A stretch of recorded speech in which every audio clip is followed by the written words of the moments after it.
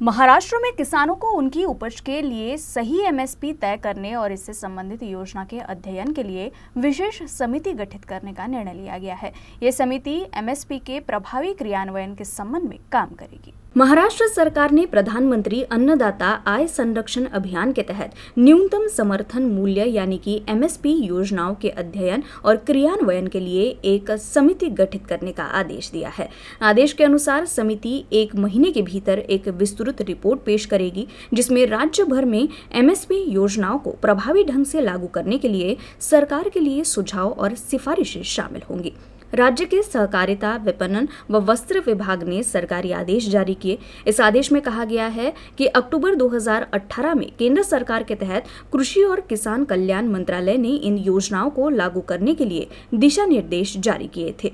इन दिशा निर्देशों के अनुसार केंद्र सरकार आवश्यक कृषि वस्तुओं के कुल उत्पादन का 25% तक एमएसपी पर खरीद की गारंटी देती है और यह प्रक्रिया नाफेड द्वारा नोडल एजेंसी के रूप में की जाती है तथा राज्य स्तरीय नोडल संस्थाएं खरीद को सुविधाजनक बनाने के लिए जिम्मेदार होती है।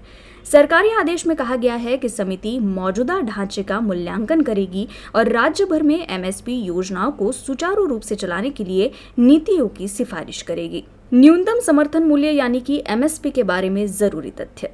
एमएसपी का मतलब है वो न्यूनतम दर जिस पर सरकारी एजेंसियां किसानों से फसलें खरीदती है।